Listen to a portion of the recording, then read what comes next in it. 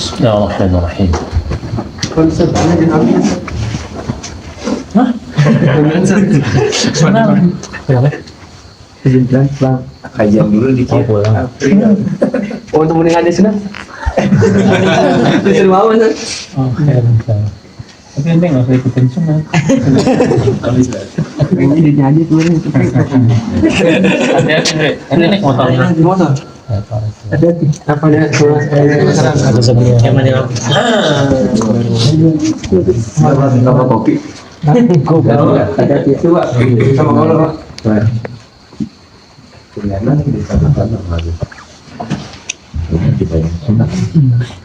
Bismillahirrahmanirrahim. Alhamdulillah.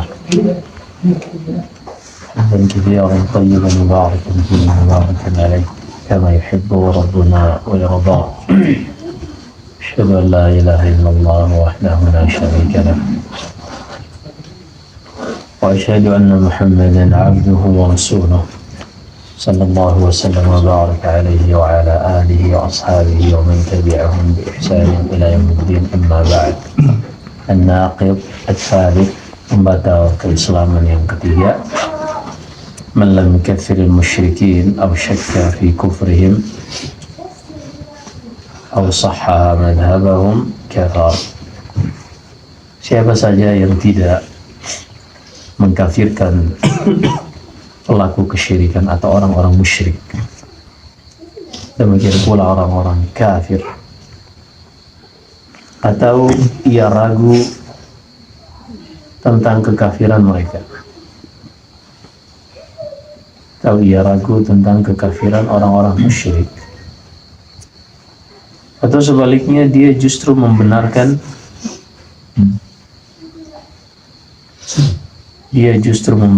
keyakinan orang-orang musyrik, maka dia telah kafir. Kita ulangi bab batal yang ketiga. Siapa saja yang tidak mengkafirkan orang-orang musyrik atau ragu akan kekufuran mereka,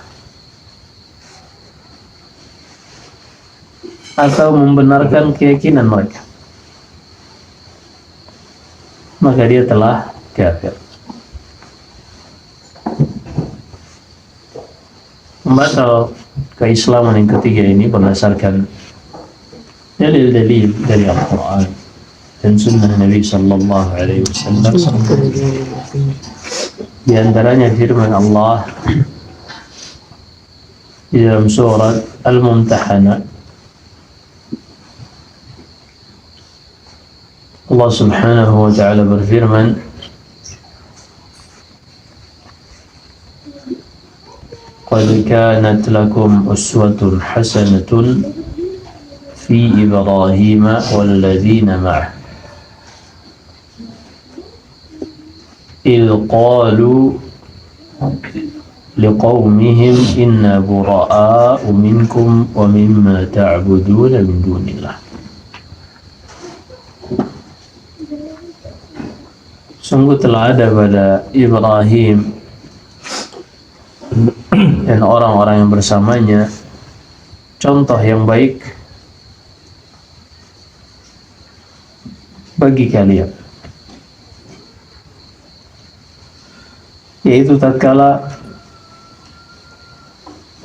Nabi Ibrahim dan kaumnya ini mengatakan, Nabi Ibrahim dan orang-orang yang bersamanya mengatakan kepada kaum mereka, kami berlepas diri dari kalian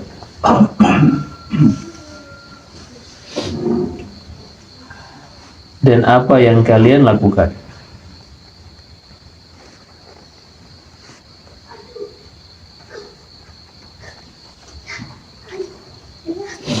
Malu petirnya nggak jatuhin pohon pisang.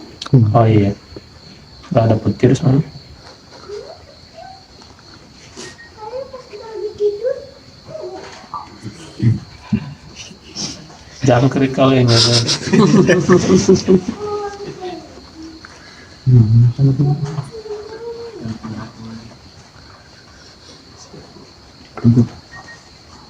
Baik. Masih banyak ya, kita coba ringkas. Syahid, maksud dari pembatal keislaman ini, misalnya ada seorang melihat orang Nasrani, dia mengatakan yang biasanya sok bijaksana injak sini, dia mengatakan, oh, kita nggak bisa mengklaim kebenaran itu hanya satu-satunya kita ya. Mungkin orang Kristen juga mungkin ada benarnya, mungkin mereka bisa masuk surga-surga itu kan perkara gaib, nggak ada yang tahu. Ada tuh orang yang ngomong itu, gemesin. Nanti kita bahas. Apakah mungkin seorang bisa kita berikan uzur dan pembenaran tentang statement yang merasa untuk adil, kata mereka, sampai mereka mengatakan, apa iya seorang yang selama hidupnya dia baik, dia bahkan ada yang membangun rumah sakit gratis, ada yang membuat sumur di negeri-negeri Afrika misalnya, masa hanya karena dia tidak mengucapkan la ilaha illallah terus dia nggak masuk surga gitu? Iya. Pernah dengar syubhat kayak gitu? Masa sih Allah seperti itu? Yes. Gimana ngejawabnya? Menjawabnya, kita katakan, mereka mengharapkannya ini dari Allah. Artinya, masa Allah seperti itu sih? Iya kan? Oke. Masa Allah begitu tega, tidak mengizinkan dia masuk ke surga? Ya, sedikit saja kan surga itu luasnya seluas langit dan bumi. Jawabannya, dengan kan mereka ini selalu menggunakan logika. Itu barusan tadi dia pakai logika tuh, masa sih ya kan? Sekarang jawabannya, ada sebuah perusahaan A meng-hire karyawan B misal, nanti dikasih job desk, dan juga kalau dia menyelesaikan job desk-nya ini sesuai yang diperintahkan, sesuai SOP, maka dia akan mendapatkan gaji di akhir bulan. Setelah dia menerima, ternyata orang ini bekerjanya sehari-hari kepada perusahaan C. Dia bekerja kepada perusahaan C, tidak bekerja kepada perusahaan A. Tapi setelah selesai akhir bulan, dia datang ke perusahaan A untuk menuntut gajinya. Logis nggak? Maksudnya layak nggak dia minta gaji ke perusahaan A, sementara dia bekerjanya untuk perusahaan C? Layak nggak dia minta gaji ke perusahaan A? Nggak layak. Nah, dia sehari-hari memangnya bekerja untuk Allah. Dia sehari-hari melakukan semua itu untuk Allah. Kan yang mereka lakukan untuk sembahan mereka. Atau seperti yang ditanyakan oleh Aisyah tentang Abdullah bin Juda'an. Abdullah bin Juda'an ini dulu zaman jahiliyah, seorang yang setiap datang musim haji, dia akan menyembelih 1000 ekor unta untuk disedekahkan, disumbangkan, memberi makan jamaah haji zaman itu, haji versi jahiliyah. Memberi minum, memberi roti. Ketika ada seorang Arab yang di antara mereka ada yang mengubur anaknya hidup-hidup, anak perempuan hidup-hidup, karena rasa malu, Abdullah bin Juda'an ini ia mengatakan, jangan engkau membunuhnya, serahkan kepadaku. Kalau engkau malu memiliki anak perempuan, aku akan menafkahinya. Nanti kalau sudah besar, kalau engkau ingin mengambilnya kembali, silakan. Ini perbuatan yang sangat mulia. Kata Aisyah, hal yanfa'uhu dzalika fil akhirah? Bertanya kepada Rasulullah, wahai Rasulullah SAW, apakah itu bermanfaat baginya nanti di hari kiamat kelak? Soalnya dia belum beriman. Meninggal sebelum Rasulullah menjadi Rasul. Apa kata Rasulullah? Innahu lam yaqul yawman qattu Allahumma ighfir li khati'ati yawmaddin.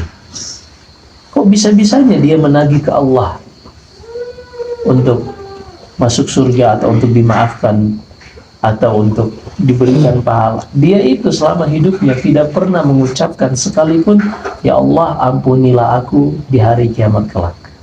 Artinya dia melakukan itu semua bukan untuk Allah. Dia melakukan itu, kata Rasulullah dalam hadits Adi bin Hatim, dzalika arada syai'an fabalagha. Dia itu ketika melakukan perbuatan baiknya tadi, dia menginginkan sesuatu, yaitu pujian dari orang-orang.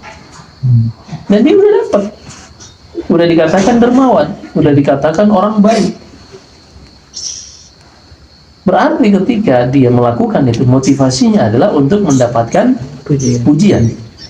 Kok bisa-bisanya mereka di hari kiamat kelak menuntut Allah untuk memberikan balasan pada orang tersebut? Dia bekerja untuk siapa? Dia beramal untuk siapa? Nah, disinilah kita lihat kenapa ria itu membatalkan amalan. Nggak ada pahalanya. Kenapa nggak ada pahalanya? Karena orang itu ketika ria, dia kan mengharapkan pujian dari Allah atau dari selain Allah? Selain Allah. Kok tiba-tiba dia mintanya kepada Allah gitu? Dalam Sahih Muslim, dalam hadits qudsi, kata Abu Hurairah radhiyallahu taala an, Nabi sallallahu alaihi wasallam bersabda, Allah berfirman, "Inni ana aghna syuraka 'an syirk. Man 'amila 'amalan asyraka ma'iya fihi ghairi taraktu wa syirka." Aku adalah Rabb yang paling tidak butuh dengan sekutu, kata Allah Subhanahu wa ta'ala. Siapa saja yang melakukan suatu amalan, ia menyekutukan aku dengan selainku di dalamnya. Baik itu seperti yang dilakukan orang-orang musyrikin yang hasil panen mereka ada sebagian untuk Allah, ada sebagian untuk selain Allah. Atau seorang yang melakukan ibadah dari apa yang Allah syariatkan, tapi niatnya untuk Allah juga untuk selain Allah, yaitu riya. Maka kata Allah, taraktuhu wa syirkan, aku tinggalkan ia dengan kesyirikan yang ia lakukan. Dan riya adalah syirik kecil. Aku akan tinggalkan ia, dan apa yang ia sekutukan aku dengannya, minta pahalamu kepada yang kau sekutukan aku dengan. Kenapa minta kepada Allah? Logis nggak? Iya, maksudnya kok bisa-bisanya di dunia ini dia beramal untuk mendapatkan sesuatu selain Allah, kemudian nanti di hari kiamat dia menuntut kepada Allah untuk memberikannya pahala. Kira-kira layak nggak kalau Allah berikan? Kan enggak. Itu bantahan terhadap orang-orang yang sok bijaksana tapi injak sini. Mereka mengatakan, masa sih Allah seperti itu? Kayaknya nggak gitu banget deh. Iya. Baik, maka seorang kalau dia mengatakan, saya belum terlalu, saya masih melihat pada orang-orang Nasrani, kalau dia beribadah kepada Isa bin Maryam karena sifat-sifat ketuhanan yang ada pada Isa bin Maryam, bahwasanya mereka beribadahnya kepada Allah. Hanya saja Isa bin Maryam ini perwujudan Allah, maka mereka tidak syirik. Pernah dengar? Iya. Dokter filsafat yang cacat pemikirannya. Makanya dia telat padahal dia telat puber filsafatnya. Ada Fakhruddin Ar-Razi, dikenal dengan Fakhrul Razi, bapak filsafat Islam. Orang-orang yang belajar filsafat di universitas kenal dengan Fakhrul Razi. Iya, dikenal dengan Ar-Razi. Tapi dia, bukan Ar-Razi yang satu lagi. Ada Ar-Razi yang masih hidup juga. Ada Allah yahdi. Nah, intinya Fakhrul Razi ini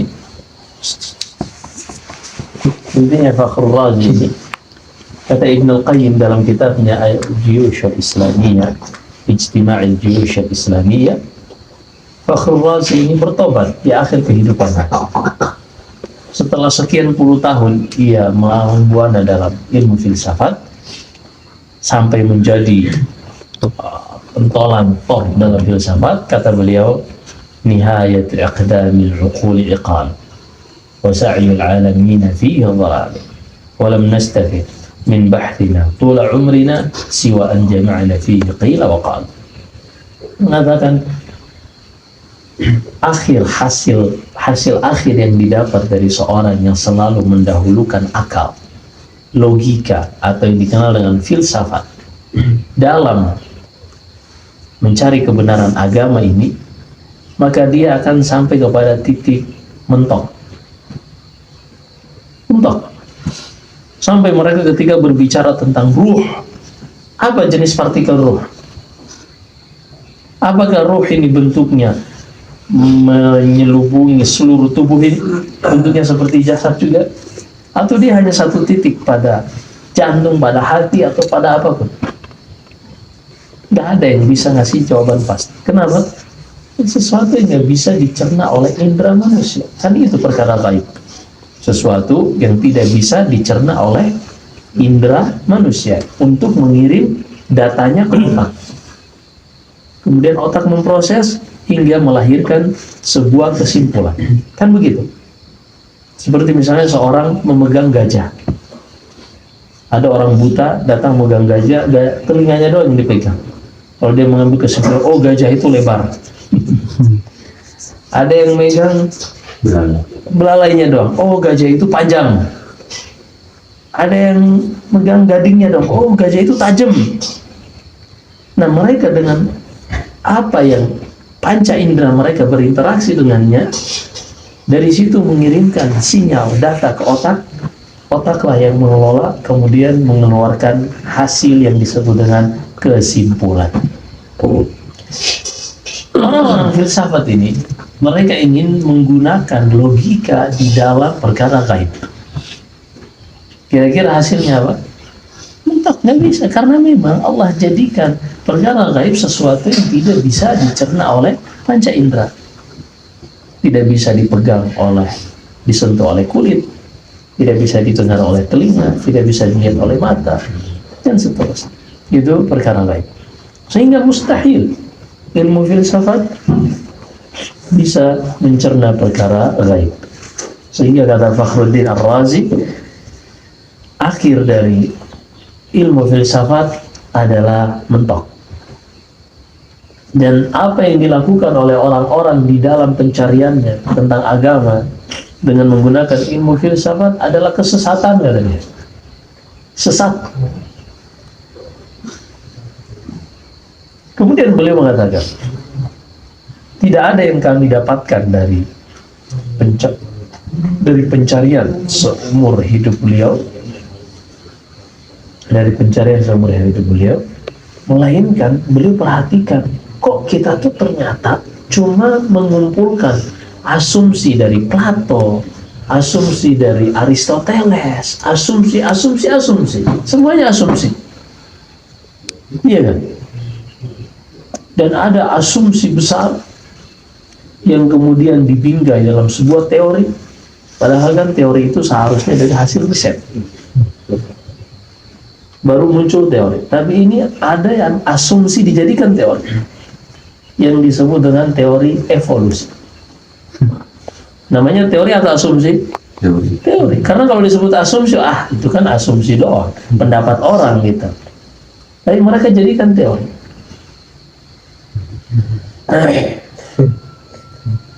Apakah demikian teori seperti yang mereka asumsikan Abdurrahman? Khalas.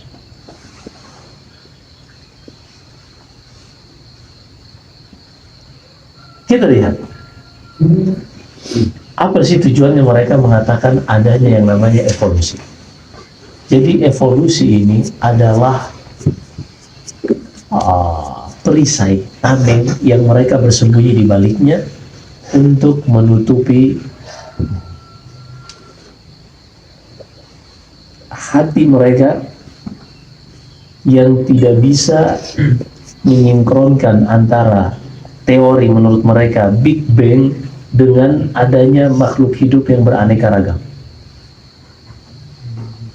Kan menurut mereka alam semesta ini muncul dari Big Bang. Ada satu benda di angkasa yang sangat besar karena masanya, energi yang di dalamnya mengeluarkan gejolak hingga meledak. Ledakan ini disebut dengan Big Bang dan menghasilkan supernova. Yang inilah yang mulai di situ terbentuk ada matahari, ada bulan, ada bumi dan seterusnya. Ini katanya miliaran tahun. Kenapa miliaran tahun? Biar gak ada yang deteksi. Coba sebutin 5 tahun, ditungguin tuh 5 tahun. Setelah itu ternyata ada sebuah planet yang jaraknya sangat kondusif dari matahari sehingga memungkinkan adanya makhluk hidup. Berbeda dengan planet-planet lain yang jaraknya tidak mendukung, kata mereka. Kalau terlalu dekat dengan matahari, suhunya akan mendidih. Kalau terlalu jauh, akan membeku. Masih masuk akal kalau seperti ini. Tapi kan bukan mereka yang menetapkan itu. Mereka hanya mengambil kesimpulan-kesimpulan saja. Artinya terkadang ada kesimpulan mereka yang mirip dengan fakta, sehingga orang tertipu dengan satu yang mirip dengan fakta ini seakan-akan semuanya merupakan fakta. Nah, pada satu planet yang kondusif ini, di situ memungkinkan air untuk bertahan, tidak menguap, tidak membeku. Dan dari air inilah muncul organisme-organisme. Pertama dari organisme, baru muncul yang namanya tumbuhan perintis seperti lumut, ganggang di laut, yang ganggang itu? Alga, rumput laut. Nah itu pertama tuh, tumbuh nanti jadi ada alga, ada lumut dan seterusnya. Dari situ mereka berevolusi sekian juta tahun, mulai ada tanaman yang memiliki batang, rumput-rumput yang memiliki batang. Dari situ nanti terus berevolusi lagi menjadi batang besar. Terus tiba-tiba ada nanti menjadi yang namanya muncul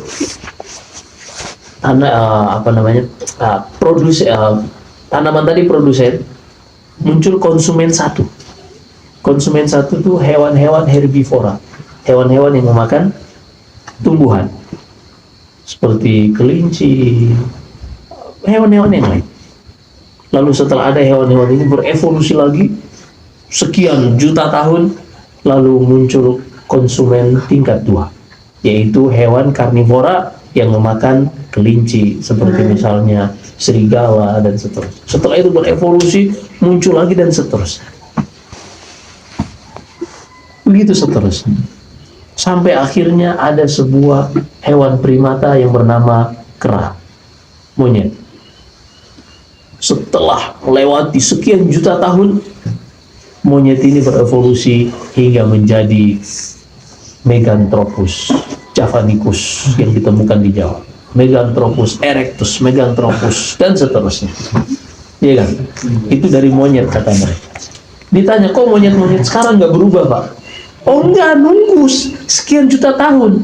Kalau umur ente cukup, insya Allah bisa. Kan kurang ajar. Jadi evolusi ini adalah sebuah teori dari asumsi yang mereka bersembunyi di belakangnya untuk hanya menghilangkan adanya pencipta di alam semesta ini. Itu agenda kufur. Karena tujuannya mereka kan untuk mereka nggak percaya adanya pencipta. Tapi mereka juga nggak bisa menolak fakta. Kok bisa ada hewan-hewan beraneka ragam? Katanya mereka dari Big Bang. Big Bang ini tuh dahsyat, nggak mungkin ada makhluk. Dari sisi getarannya, dari sisi panasnya, dari sisi banyak, nggak mungkin ada makhluk. Dari Big Bang, teori Big Bang mereka.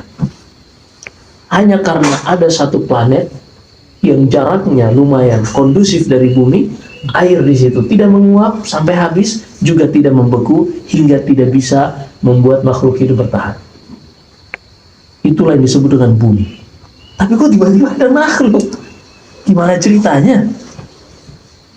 Tiba-tiba ada tumbuhan beraneka ragam. Sampai ada dinosaurus.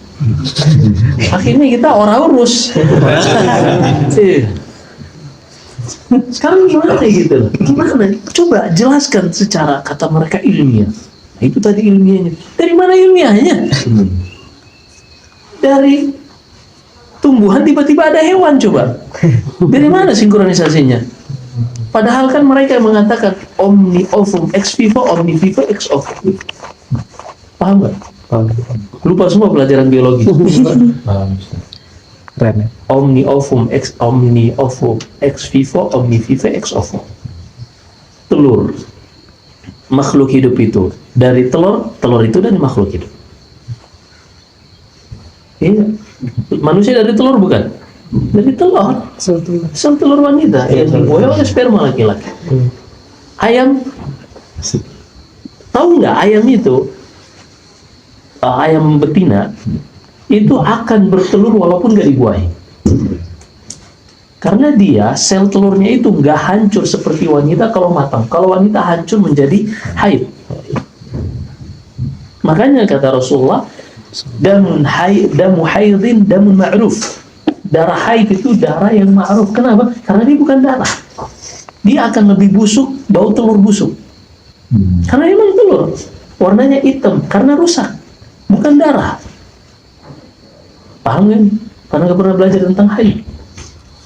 Bukan berarti buat antum nggak bakalan haid. Tapi kan antum nanti punya istri, antum punya ibu yang mungkin ingin bertanya, dan punya saudari perempuan, atau nanti punya anak perempuan, iya kan?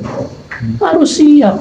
Jadi laki-laki itu harus bisa mengayomi wanita-wanita yang ada di sekelilingnya. Bahkan Nggak lihat.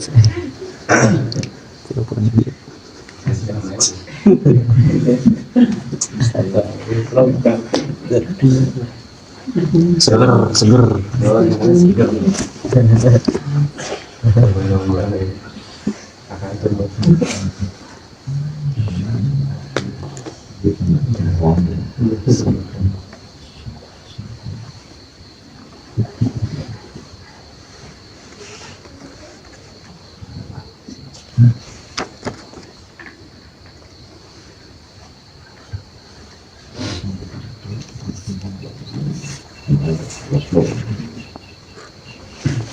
ada pertanyaan?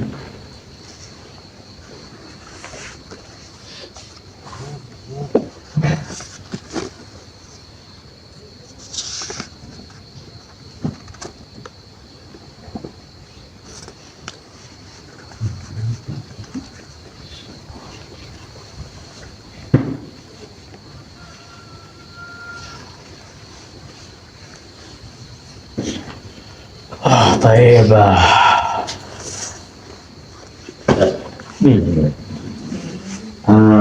Kenapa ungkapan-ungkapan yang melegalisir kaum musyrikin ini hadir belakangan?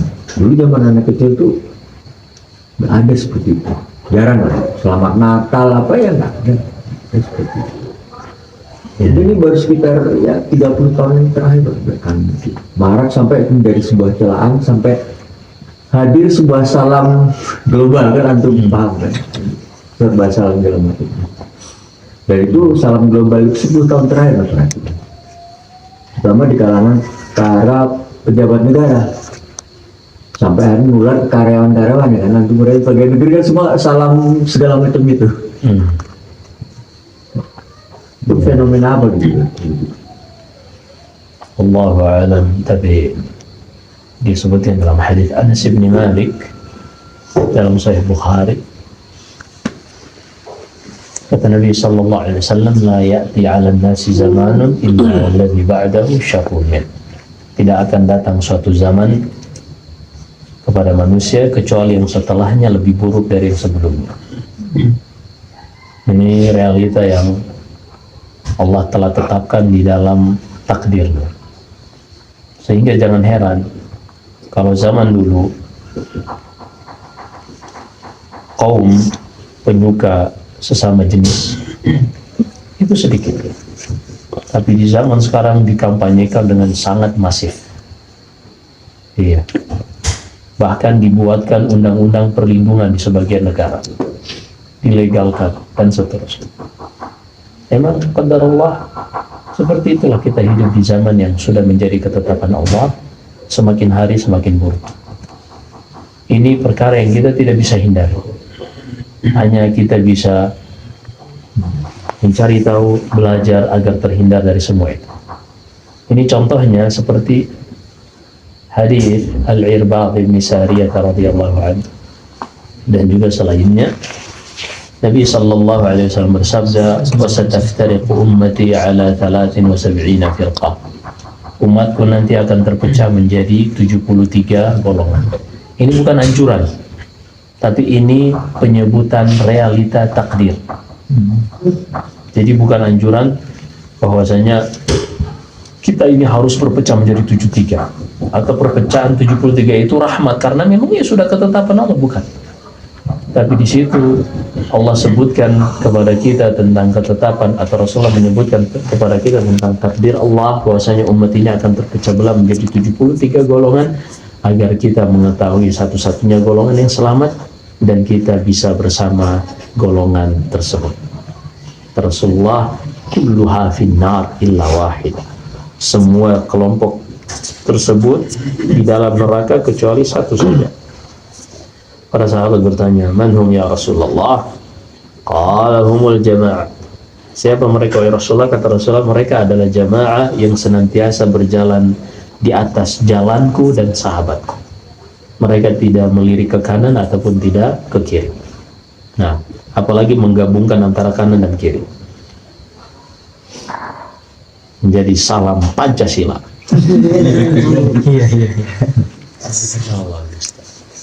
Datang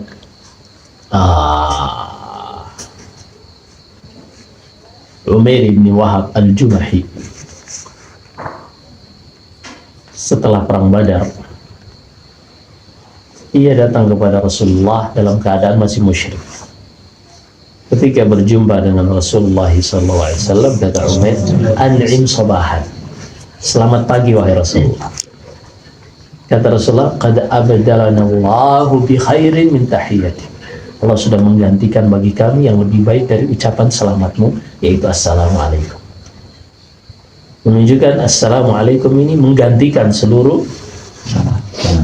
sambutan atau ucapan-ucapan selamat lain. Nah, baik.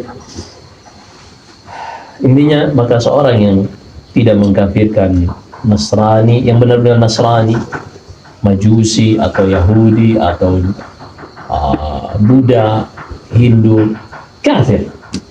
Ustaz, kita nggak ngucapin non-muslim aja? Ya, harus dipahami bahwasanya non-muslim itu adalah bahasa Indonesia. Bahasa Arab, kafir, asalnya kata kafir dari kata kafara. Allah berfirman di dalam surat Al-Hadid, "Kamathali ghaithin a'jabal kuffara nabatuh." Kata Allah, permisalan dunia ini bagaikan hujan yang turun dari langit menerpa tanah yang kering. Kalau hujan mengenai tanah yang kering, beberapa hari apa yang akan terjadi dari tanah ini?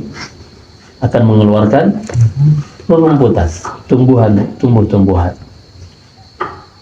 Kata Allah di situ, tumbuh-tumbuhan ini atau sebagian yang ditanam oleh orang, bibit, biji, ketika kena hujan nanti beberapa hari akan keluar tunas. Kata Allah, a'jabal kuffar.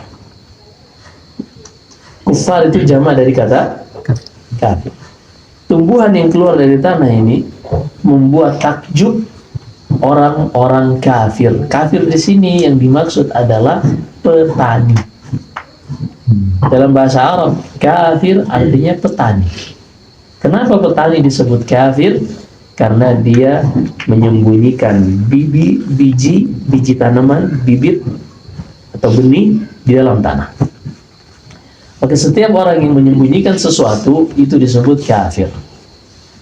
Seorang non-muslim disebut kafir dikarenakan dia menyembunyikan kebenaran yang Allah Subhanahu wa Ta'ala telah jelaskan kepada manusia.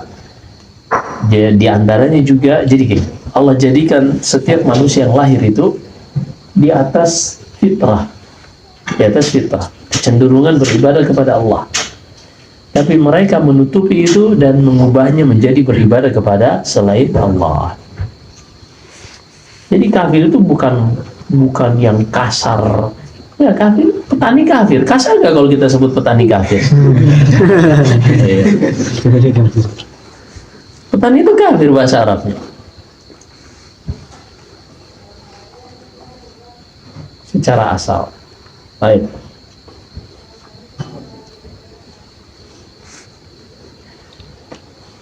Ini atau dia ragu, wah, anak tuh nggak terlalu, ada seorang yang itu tadi bijaksana injaksi. Anak kayaknya sama orang-orang non-muslim, kayaknya mereka ada benarnya dalam agamanya. Nah ini, anak nggak siap mengkafirkan mereka. Atau mereka mungkin saja mereka mati masuk surga. Nah ini, padahal Allah sudah tegaskan, innal ladzina kafaru min ahlil kitab wal musyrikin fi nari jahannam khalidina fiha ulaika hum syarrul bariyah. Di surat Al-Bayyinah kata Allah, sesungguhnya orang-orang kafir dan orang-orang musyrik dari ahlul kitab, Yahudi dan Nasara, mereka di dalam neraka jahannam. Kekal, mereka itu seburuk-buruk makhluk. Nah, paham ya? Mana, lanjut. Kemudian yang berikutnya, an-naqidur rabi', pembatal yang keempat. Emang ini hanya 10 poin aja, ringkas, tapi kalau disalahpahami buruk akibatnya. Makanya kadang kita harus jelaskan lebih detail. Baik, yang berikutnya, man i'taqada anna ghaira haddi Nabi sallallahu alaihi wasallam akmala atau akmalu min hadihi wa anna hukma ghairihi ahsanu min hukmihi kalladzina yufaddiluna hukma at-tawaghit ala hukmihi fahuwa kafir.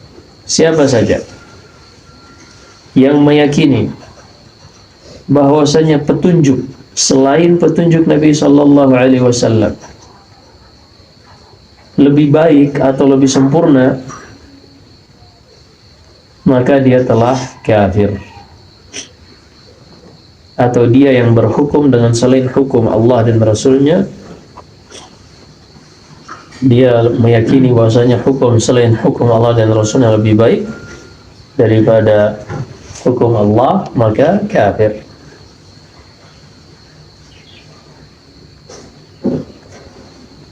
Adapun seorang yang menjadi pemimpin, baik itu raja atau pemimpin apapun dalam bentuk negaranya masing-masing, ketika pemimpin tersebut masuk dalam sebuah sistem yang sudah terbentuk, maka dia tidak ada pilihan kecuali menjalankan sistem tersebut. Maka ini tidak kafir secara mutlak, karena memang dia masuk ke dalam sebuah sistem yang sudah terbentuk. Berbeda kalau dia yang membuat sistem tersebut sejak awal dengan ikhtiar, artinya nggak ada kondisi yang mengharuskan dia melaksanakan hukum selain hukum Allah, tapi secara ikhtiar, ketika dia ingin membangun negara, ketika dia menjadikan asas negaranya selain dari Islam, selain dari Al-Quran dan Sunnah, maka yang seperti itu. Adapun negara kita ma'ruf, kita ketahui tentang Piagam Jakarta, isinya tentang Islam, dan Pancasila isinya adalah negara yang berketuhanan yang Maha Esa. Apa itu Tuhan yang Maha Esa? Allah Subhanahu wa Ta'ala. Iya kan? Harusnya orang-orang Nasara komplain ya, Bang. Kan mereka 3.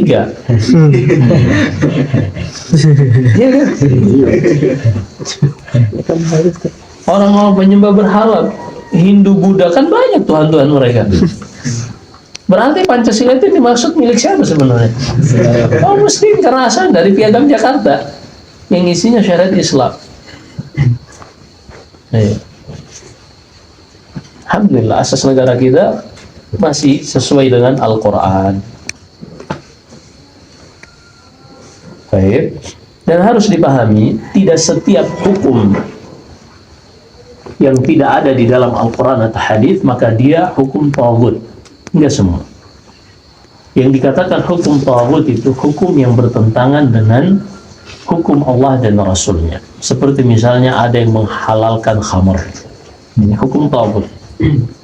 Ada yang menghalalkan zina, ini hukum taghut. Tapi kalau misalnya dia membuat peraturan tentang lalu lintas, adanya traffic light, ini bukan hukum taghut. Adanya lampu merah misalnya, lalu dia ketika mengikuti pengajian yang sembunyi-sembunyi, biasanya yang underground, pas ada lampu merah, wah anak nggak mau berhenti. Kenapa? Ini taat pada hukum taghut katanya. Alhamdulillah. Ketika ada lampu merah dia nggak mau berhenti, gas terus. Alasannya kenapa? Ini hukum taghut. Padahal nggak seperti itu. Kalau dia mengetahui beberapa kebijakan Abu Bakar dan Umar, Uthman dan Ali yang disepakati mereka adalah khulafa rasyidin yang kita diperintahkan untuk mengikuti mereka juga, dia akan melihat betapa banyak ijtihad dari Abu Bakar, Umar, Uthman dan Ali yang tidak ada di dalam Al-Quran dan hadis. Banyak seperti dalam hadis Jabir, larangan untuk menjual ummahatul aulad. Kemudian berapa? Banyak. Syahid, pemikiran-pemikiran radikal seperti tadi yang mengatakan lampu merah itu hukum taghut dan seterusnya. Ini orang-orang yang benar-benar tidak pernah memahami dari yang namanya nas Al-Quran. Kalau seandainya tidak boleh ada peraturan selain dari apa yang ada dalam Al-Quran dan hadis, perhatikan pada firman Allah, ya ayyuhalladzina amanu athi'ullaha wa athi'ur rasul wa ulil amri minkum. Ada berapa di situ yang ditaati? 3. Taatilah Allah dengan mengikuti Al-Quran, taatilah Rasulnya dengan menjalankan sunnahnya, taatilah pemerintah dengan aturannya. Makanya kata Rasulullah ketika turun sabab nuzul ayat ini, Rasulullah mengutus pasukan yang mana pasukan ini Rasulullah mengangkat satu sebagai komandan dan semuanya diperintahkan untuk menaati komandan ini.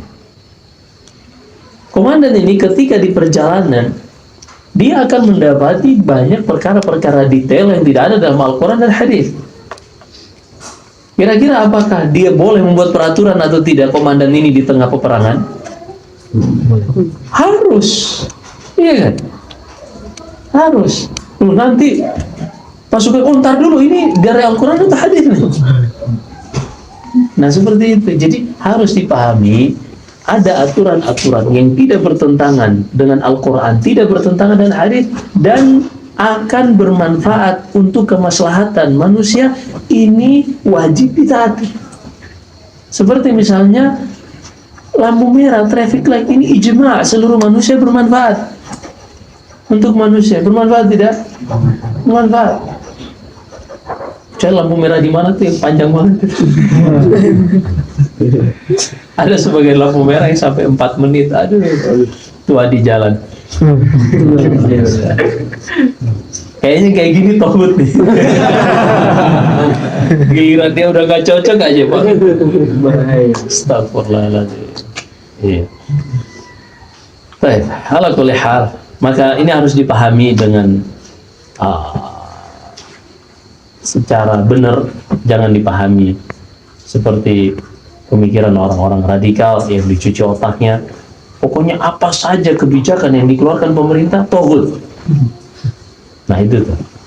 Ini orang-orang yang saya tahu mereka dari mana belajarnya, dan memang biasanya mereka sembunyi-sembunyi cara belajarnya, seperti Aman Abdurrahman, teroris yang sudah ditangkap, Amrozi CS dan seterusnya.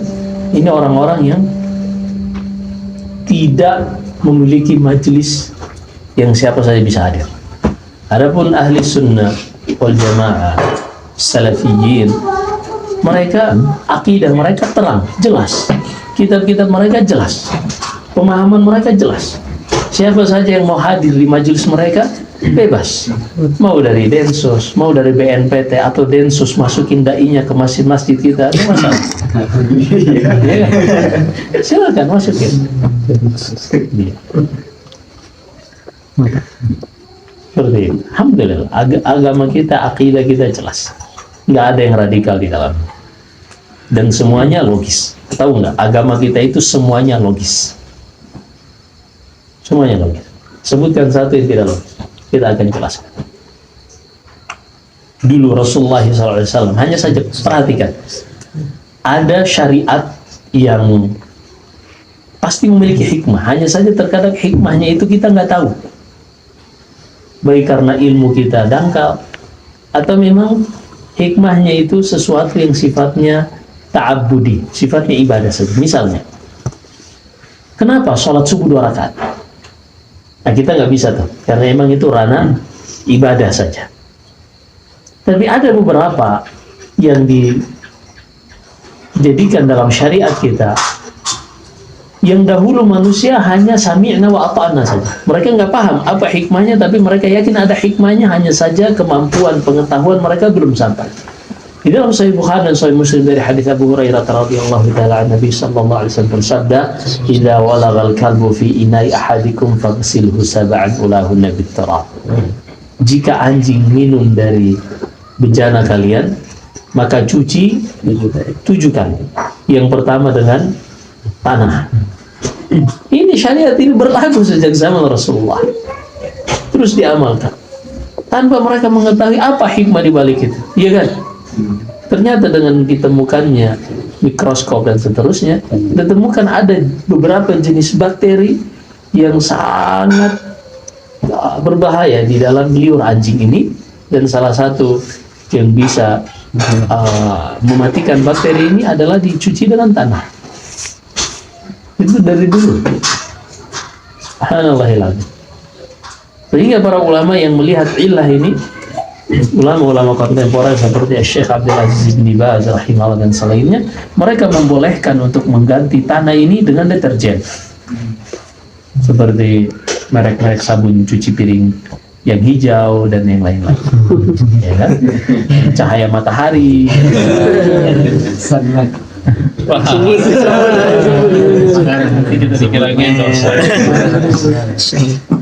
Intinya seperti itu. Syariat kita ini syariat yang logis, alhamdulillah. Dan kita bersyukur menjadi orang muslim. Mau berbicara tentang penciptaan alam semesta, semuanya ada dalam agama kita. Bahkan agama kita menjelaskan hal-hal yang belum pernah dijelaskan oleh sains. Sains baru berapa abad? Mungkin ya maksudnya sains yang dibuktikan dengan teleskop.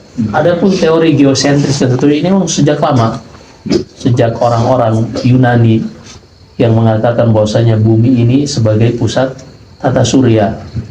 Paham ini? Paham. Udahlah begitu.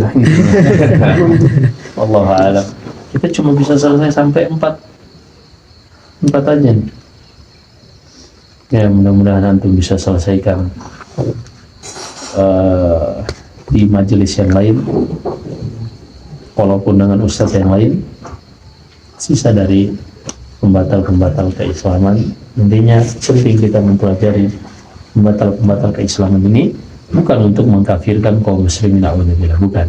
Tapi untuk mengedukasi mereka, juga diri kita dan keluarga, agar terhindar dari pembatal-pembatal. Persis seperti kita mempelajari pembatal-pembatal sholat, agar kita bisa mengedukasi diri kita, mengedukasi masyarakat, agar sholat yang mereka kerjakan sah. Bukan untuk kita bertujuan menghukumi ente sholatnya nggak sah, ente sholatnya nggak sah, enggak. Bukan itu tujuan kita. Kita tidak diutus untuk membuat orang lari dari agama Allah. Kita bukanlah umat yang membuat orang lari dari agama Allah. Ketika Rasulullah mengutus Abu Musa al-Asy'ari dan juga Mu'adz bin Jabal ke Yaman, kata Rasulullah dalam Sahih Bukhari, "Tatawa'a wa la takhtalifa wa yassira wa la tu'assira." Kalian tuh hendaknya kerjasama, jangan saling bertolak belakang. Permudahlah dan jangan persulit orang-orang. Wabasyara wala tunaffira, dan berikan kabar gembira, jangan membuat orang-orang lari dari agama Allah Subhanahu wa taala. Baik, ini risalah dari agama kita, agama yang mudah, agama yang ringan, agama yang bisa dikerjakan di mana saja dan kapan saja. Ibadah yang ada di dalam syariat Allah ini semuanya ibadah yang disanggupi oleh manusia. Kalau ada ibadah yang tidak disanggupi oleh manusia, ibadah tersebut gugur. Seperti misalnya puasa. Puasa, kalau seorang tidak sanggup berpuasa, apakah dipaksakan? Enggak, gugur. Dia cukup memberi makan fakir miskin dengan 1 porsi setiap hari. Kan seperti itu. Puasa apalagi haji. Ente mampu nggak haji? Belum mampu, nggak wajib. Zakat. Udah mampu zakat, udah cukup nisabnya? Belum, berarti nggak wajib. Kalau ente cukup nisabnya dan sudah melewati 1 tahun, baru wajib. Iya kan? Sekarang pertanyaannya, wajib nggak kita untuk mengondisikan harta kita agar sampai nisab? Kan zakat itu wajib kan? Sekarang wajib nggak kita untuk mengondisikan harta kita agar sampai nisab? Nggak wajib. Haji, wajib nggak kita? Ini kuota haji nggak cukup nih, wajib nggak kita nyari visa ziarah untuk berhaji? Nggak. Dan justru dia berdosa karena melanggar peraturan-peraturan pemerintah. Iya. Berarti Ustaz, jangan kita terjemahkan. Baik, ini yang bisa kita sampaikan, dan ini di akhir daurah kita. Jazakumullah khairan telah hadir di tempat yang sunyi dan sepi ini. Semoga antum gak kapok dengan hujan dan drama yang ada di sini. Seru. Ya, mudah-mudahan ini menjadi motivasi. Minimal oleh-oleh yang antum bawa pulang, setiap hari hafal 3 kosakata. Ya, wallahi setiap hari 3 kosakata. Kalau antum bisa berjuang, kita ketemu lagi entah 6 bulan ke depan atau 1 tahun ke depan, antum akan rasakan perbedaan belajar dengan memahami bahasa Arab dengan belajar hanya ngaji kuping. Ada salah satu murid anak, dia PNS di Kementerian Keuangan Pusat. Masya Allah, dia rajin belajar. Emang orang dari STAN, katanya STAN itu dulu pintar-pintar, ya. Makanya anak dulu tes STAN gak lulus. Kayaknya anak kurang pintar ya. Intinya, dia mencoba meminta motivasi waktu itu. Akhirnya saya motivasi. Dia belajar bahasa Arab sama saya, juga menghafal Al-Quran, belajar tajwid, semuanya. Tapi sambil taklim harian. Lama-kelamaan mulai banyak ustadz yang gak suka sama dia. Ternyata sering dia dapati ustadz itu keliru dan dia polos. Dia ingin menasehati ustadz ini. Maksudnya dia ingin ngasih tahu, ustadz, sepertinya kita butuh diskusi deh untuk pembahasan itu. Karena memang ustadznya salah. Dia sampaikan ke saya, memang ustadznya salah. Hanya ternyata sebagian ustadz itu ketika melihat lah ente PNS nasihatin ustadznya ini dari Yaman loh, ustadznya dari Madinah loh. Ternyata tidak semua orang tuh siap untuk dinasehati, walaupun namanya di depannya udah ada ustadznya. Sampai akhirnya, Masya Allah, ketika ada syekh, dia udah nggak butuh penerjemah. Nah, dia level untuk duduk di majelisnya, akhirnya nggak semua ustadz dia duduk. Karena Antum harus tahu, ada sebagian orang yang ilmunya itu sangat memprihatinkan. Bahkan bahasa Arab aja nggak bisa, tapi dia punya majelis di mana-mana. Hanya kan Antum nggak punya standar untuk menilai itu, iya kan? Seperti yang kita sebutkan kemarin, ada seorang tukang servis komputer yang ngebenerin komputernya, ini satu profesor komputer, hanya dia malas ngerjain, satu orang awam. Kalau profesor komputer dia tahu tuh sebenarnya kesalahannya di mana, hanya dia malas ngerjain. Kabel pelangi ya istilahnya, yang dari CPU ke fleksibel ya, ke CPU ke monitor. Itu biasanya kadang kelipet atau sobek dikit langsung belang-belang. Langsung, wah ini LCD-nya rusak nih. Ini ngeluarin biaya sampai jutaan, padahal cuma nggak nyampe 100.000.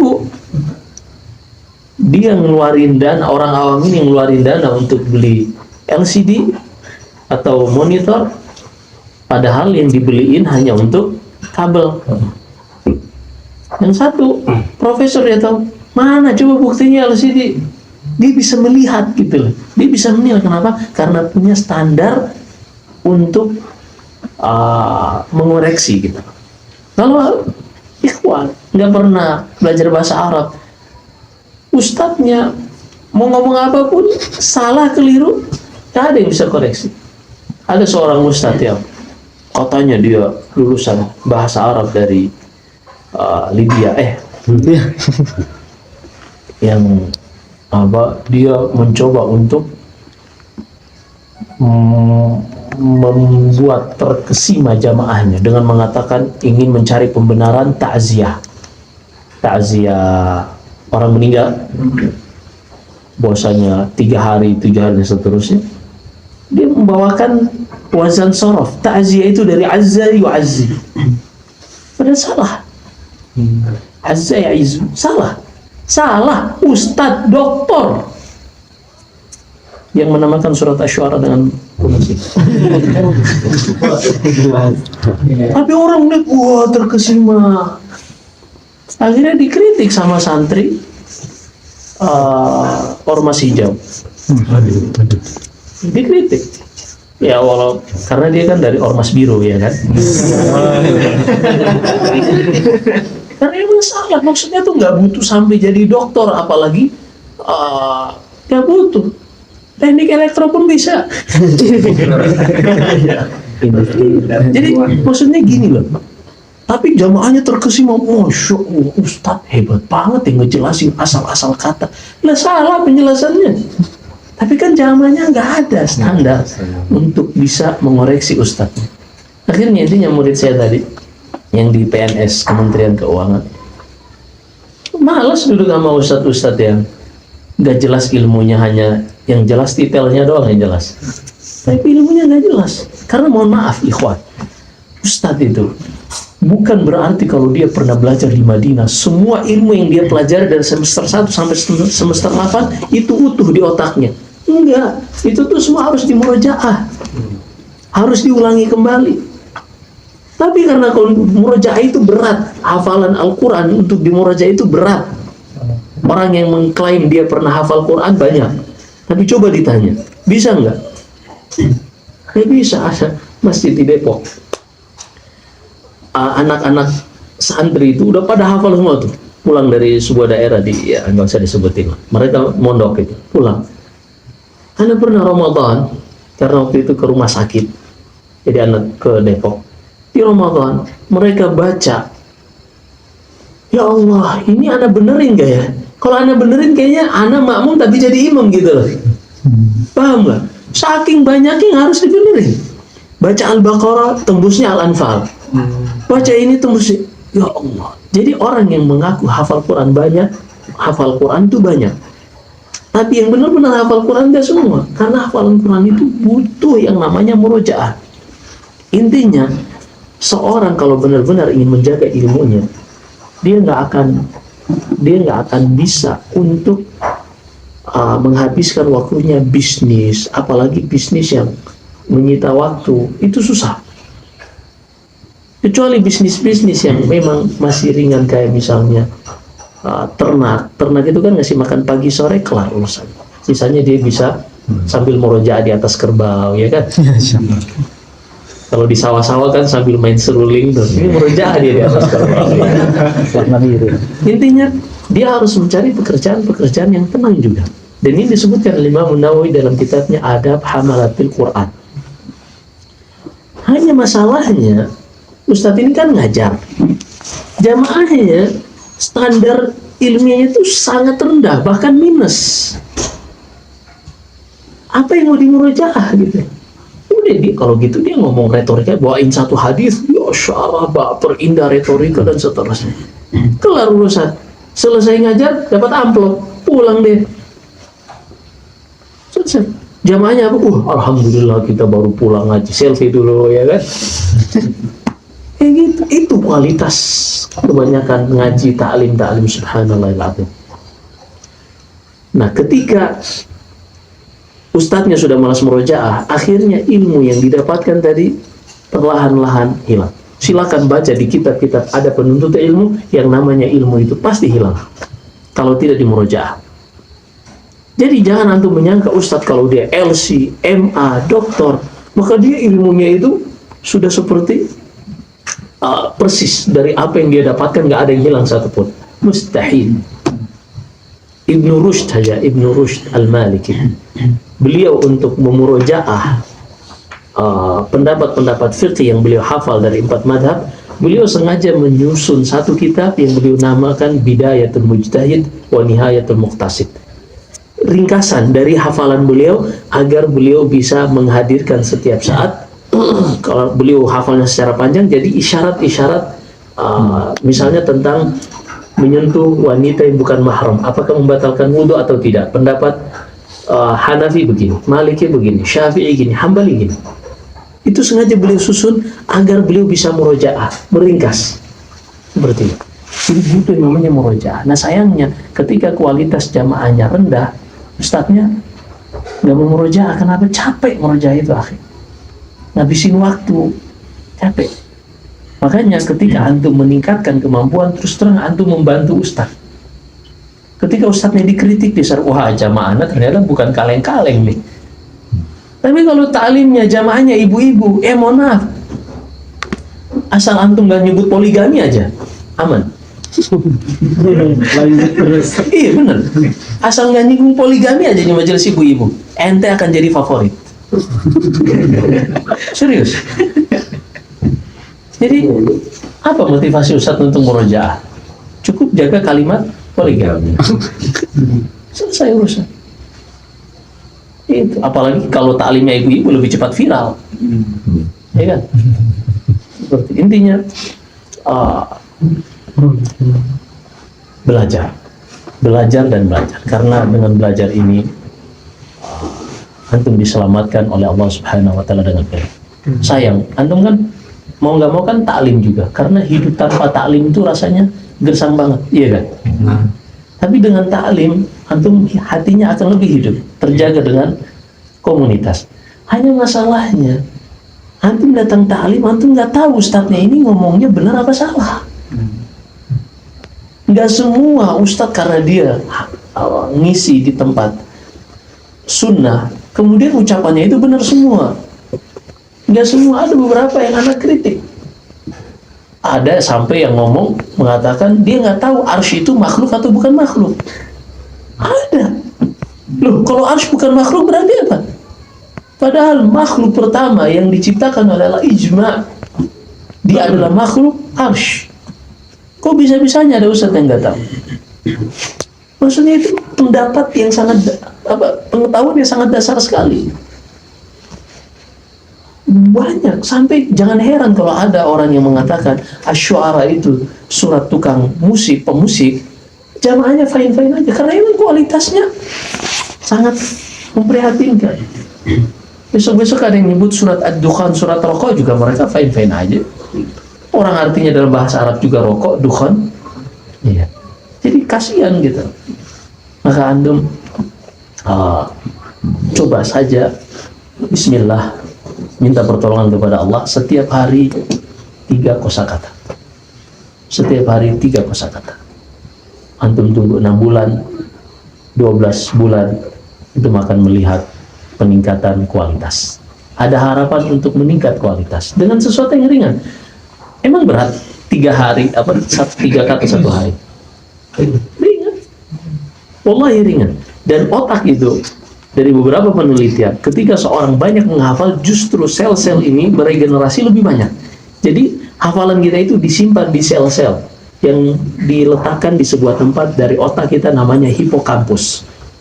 Hipokampus ini tempat menyimpan semua memori.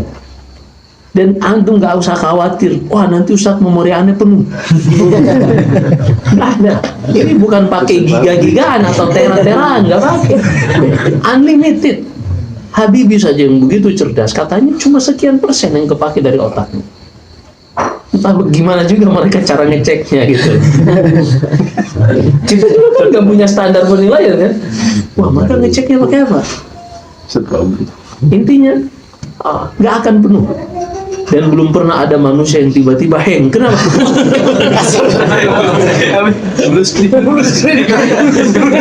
Tiba-tiba dia lagi ngomong Ustadznya. Kenapa Ustadz? Oh, Afan tadi hang. Berarti hebat banget Ustadz itu. Suruh kalau gitu Ustadz upgrade gitu loh. Cuma pakai 512 Mbps itu udah dulu banget. Sekarang udah pakai tera, dia masih 500. Masih ingat nggak ada hard disk dulu 512 Mbps? Aduh itu tuh dulu banget, jadul banget Ustadz, ente otaknya jadul. Allah Ustadz, fala kulli hal. Jadi memori yang masuk itu di apa namanya, di zip oleh otak kita, jadi lebih kecil lagi file. Ketika kita butuhkan langsung diekstrak. Kalau lupa korup makanya harus sering-sering apa istilahnya dirapihin kembali. Defrag. Nah, di defrag. Paham nggak di defrag? Jadi ibarat buku-buku di perpustakaan, kadang orang habis pakai naruhnya sembarangan. Ketika mau dicari lagi, aduh, mana ya bukunya? Misalnya di sini bagian bahasa Arab, di sini fikih, di sini akidah. Kadang orang naruh itu sembarangan, yang akidah ditaruh di fikih gitu lah. Akhirnya ketika mau dicari, wah mana nih? Nah makanya di defrag lagi, murojaah lagi. Harus ada murojaah. Jadi komputer itu pakai sistem otak gitu lah. Nggak ada satupun penemuan manusia melainkan meniru ciptaan Allah Subhanahu Wa Taala. Baik, maka satu oleh anak, pesan anak, wallahi kalau antum memegang hal ini, antum akan rasakan perubahan. Lagian kan nggak susah gitu loh, maksudnya tuh nggak susah. Dan antum juga bukan orang yang kerjanya tuh jadi tukang panggul dan seterusnya, nggak ada. Body antum, aduh, lemak semua isinya. Iya. Terus terang, lemak semua isinya, artinya nggak ada yang kebentuk otot gitu.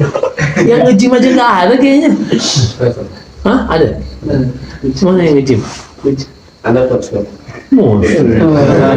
Kering, saat kering. Sama Sofian juga. Tapi kamu nggak kelihatan. Kering, saat Six pack udah terbentuk. Tawaduh. Kita pakai dumbbell yang berapa?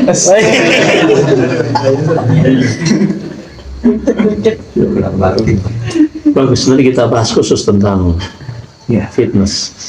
Tapi nanti di lain waktu insya Allah. Daurahnya aja nggak selesai ya kan. Intinya itu pesan anak, bukan untuk kebaikan anak, tapi untuk kebaikan antum semua. Karena sayang, taklim itu sesuatu yang antum nggak bisa hindarkan dari hidup. Kajian itu sudah menjadi dari lifestyle. Iya bukan?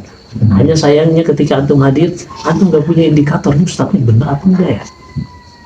Oke, antum husnudzon kepada ustadz, itu bagus. Tapi mohon maaf, realita di tengah ustadz itu mereka sekarang ada namanya konsep marketing. Ketika seorang sudah viral, mau jual apa saja laku. Wallahi mau jual apa saja laku. Ada ikhwan bikin travel umroh dengan ustadz bikin travel umroh, harganya sama nggak? Ustadz ini bikin harga paket 2 kali lipat, ikhwan lebih penuh. Ustadz, ikhwan ini bikin harga setengah dari ustadz, yang isi hanya sebagian. Allah, ini fitnah, ujian bagi orang yang merasakan itu ujian. Tapi kalau orang yang merasakan dunia itu hijau dan manis, oh ini berkah. Dan kata-kata ini berkah atau ini ujian itu hanya masalah retorika. Dan manusia paling jago mencari pembenaran. Allah berfirman dalam surat Al-Kahfi, wa kana al-insanu aktsara syai'in jadal. Manusia itu paling jago mencari pembenaran. Ujian bukan ustadz tadi. Bahkan sebagian ustadz dia bikin buku 1 judul pun sebenarnya selesai. Tapi kalau dibikin 1 judul yang beli hanya sekali doang orang. Kalau dibikin jadi 5 judul, belinya berapa kali? 5. Karena nggak ada orang yang beli buku, wah Anda udah khatam buku ini nih, Anda beli lagi judul yang sama, baca lagi dari awal. Nggak ada, iya kan? Iya nggak? Ini buku judulnya A, dia udah baca khatam. Mungkin nggak dia beli lagi buku itu masih ada untuk dia mulai lagi dari awal?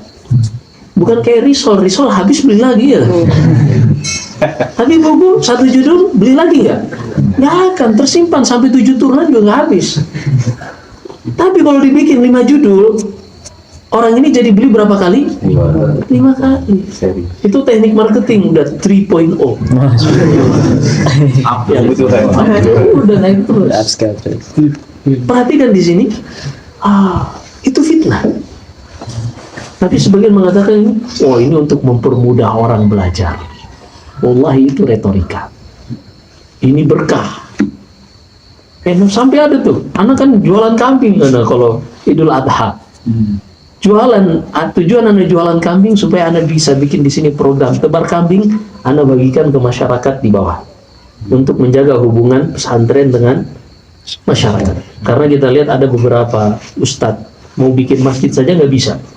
Karena ternyata setelah diperhatikan hubungannya dengan masyarakat kurang harmonis. Akhirnya masyarakat yang menolak. Maka sejak zaman 7 tahun atau 7 tahun yang lalu program tebar kurban itu terus saya adakan. Saya jualan kambing. Tapi jualan kambing yang nggak ada untungnya, hanya untuk mendapatkan kambing biar bisa disembelih di sini. Ikhwan-ikhwannya datang nyembelih di sini. Tiba-tiba ada teman yang komen, enak ya jadi ustadz, jual apa aja laku. Memang realitanya seperti saya bilang ya, Anda bilang alhamdulillah, Anda bisa dapat kemudahan untuk bisa program tebar kurban. Akhirnya kita bisa kemarin 2 sapi, 13 kambing. Kita bagiin ke masyarakat di bawah. Masyarakat tuh habis asar, sebelumnya kita bagiin kupon ke mereka. Habis asar mereka datang berbondong-bondong di sini, ngantri ngambil satu-satu. Pernah ada kejadian di atas, Chinese beli tanah di atas. Salah satunya itu jalan masyarakat. Itu tanah negara sebenarnya. Pipa kita, air yang antum rasakan ini kita ambil 3 kilo dari atas. Pakai pipa HDPE yang yang 2 inci. Jangan tanya berapa modalnya. Dan di sini kita nggak ada satupun narik donasi di tempat ini. Nggak ada donasi. Semuanya kita coba dari hasil usaha. Intinya pipa ini melewati tanah negara tadi, tapi diklaim dibeli oleh Chinese tadi. Dia pun mengatakan kita mau pakai tanah ini dan suruh semua yang punya pipa di situ pindahin. Ada di bawah Boja Farm, di bawah sebelum antum belok kanan ke sini, itu punya Chinese, mereka pindahin. Yang lain-lain pindahin. Punya saya nggak mau pindahin. Itu tanah milik warga desa di sini. Tanah negara untuk warga desa, dan itu jalan untuk orang ke atas nyari kayu, nyari rumput dan seterusnya. Sampai dia mau pakai preman, Chinese itu pakai ini pakai mana. Tapi ternyata warga yang mendukung kita. Sekarang sudah minggat Chinese tersebut, sudah nggak di sini. Penting menjaga hubungan dengan masyarakat dan selalu hadirkan kita itu sebagaimana ucapan Nabi Isa, Allah hikayatkan dalam surat Maryam, wa ja'alani mubarakan ainama kuntu. Allah jadikan aku orang yang penuh berkah dimanapun aku berada. Jadi kita tuh harus menjadi berkah dimanapun kita berada. Kalau mereka belum bisa menerima dakwah kita, berikan dunia kepada mereka. Dan Imam Nawawi membuat satu bab di dalam Riyadhus Shalihin, bab seorang yang masuk Islam asalnya karena dunia, kemudian tidak lama menjadikan Islam ini paling mantap di dalam hatinya. Lalu beliau bawakan hadis seorang Arabi datang kepada Rasulullah mengatakan, "Ya Muhammad, a'tini min malillahi alladhi atak." Wahai Muhammad, berikan harta yang Allah titipkan kepadamu.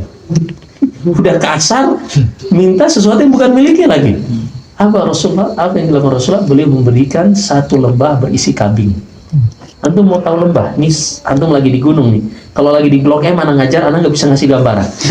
Antum lihat antara gunung, antum berdiri di tempat di Taman Kelinci atau di kafe, melihat ke bawah sampai gunung gede, itu lembah namanya. Isi kambing. Berapa puluh ribu ekor coba? Diberikan kepada Badui ini, dia pulang. Setelah pulang sampai ke kampungnya, ucapan pertama yang dia katakan, "Ya qaum aslimu fa inni ji'tukum min 'indi rajulin yu'ti 'ata'a man la yakhshal faqr." Wahai kaumku, masuklah kalian semua kepada agama Islam, karena aku baru saja datang dari seorang, ketika dia memberikan sesuatu, dia tidak pernah takut kemiskinan. Masuk Islam semua satu kampung. Maka hal seperti ini kita harus paham di dalam agama kita, dalam strategi kita untuk menebarkan kebaikan, padahal kan untuk mereka juga. Seperti intinya fitnah. Ustadz itu apalagi hidup di Jabodetabek dengan kebutuhan yang banyak, ditambah lagi lifestyle yang tinggi. Dan mereka, mohon maaf, ketika kuliah fokusnya adalah agama. Mereka nggak punya skill-skill, apalagi tanya pertanian, peternakan. Dan orang untuk mau mencoba meriset itu nggak semua bisa, karena butuh dana, butuh waktu, butuh kesabaran. Itu berat, antum nggak akan kuat, cukupan aja. Cukup aja. Intinya hal seperti itu berat. Akhirnya apa yang terjadi? Dan sementara, mau ini anak ceritain sedikit, dan anak harap ini bukan untuk merendahkan Ustadz, tapi untuk meningkatkan kemampuan antum. Husnudzon itu bagus, tapi antum harus paham juga realita. Di saat ustadz-ustadz ini, dia juga hidup dalam lingkungan sebagian ikhwan yang benar-benar kaya, yang mengajak ustadz-ustadz ini dalam kehidupan mereka. Akhirnya setiap hari yang ia lihat, wah, kaya itu nyaman ya, diajak naik Alphard, wah, di pilot seat. Ada yang mobil kayak gini, duduk di pangset, wah, kursinya ada heaternya nih. Pulang ke rumah, adanya Volvo tua, waduh. Yang mulai akhirnya ketika diajak, sampai ada ustadz yang dia nggak punya pengalaman sama sekali, diajak untuk bermain tambang batu bara dengan modal hampir 100 miliar. Ustadz ini fungsinya apa? Dia tentunya bukan pemodal, ustadz kere. Dipakai nama besar ustadz ini untuk menarik investor.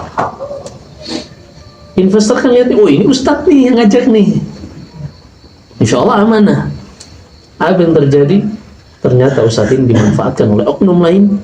Dana investasi yang masuk hampir ratusan miliar ini dipakai oleh oknum tadi, yang menjadi bumpernya adalah ustadz. Jadi anda harus sadar, terkadang sebagian ustadz terjebak dengan kehidupan seperti ini. Mereka pun mau nggak mau akhirnya berbisnis.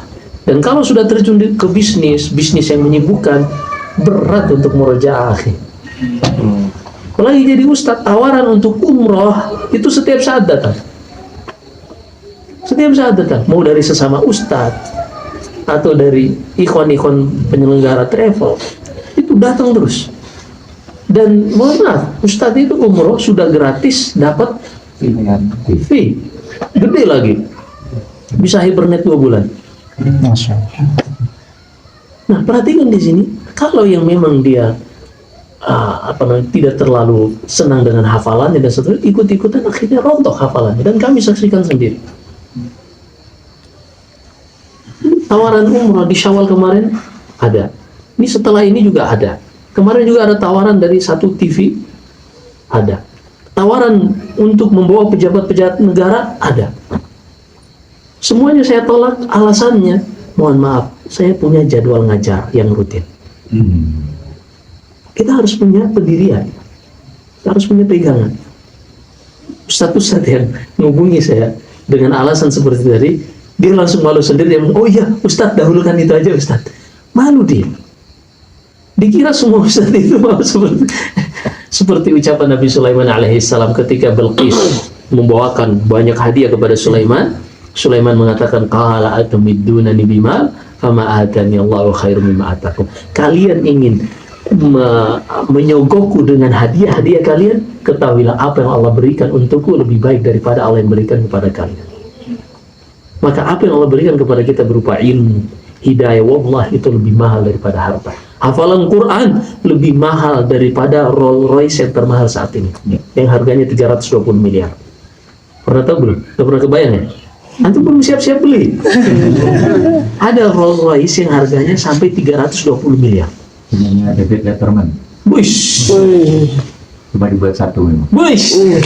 Mantap. Berarti anda nggak bohong ya? Iya. Memang buat David Letterman. Syahid. Wallahi hafalan Quran, hafalan Sahih Bukhari, hafalan hadis-hadis lebih indah daripada semuanya.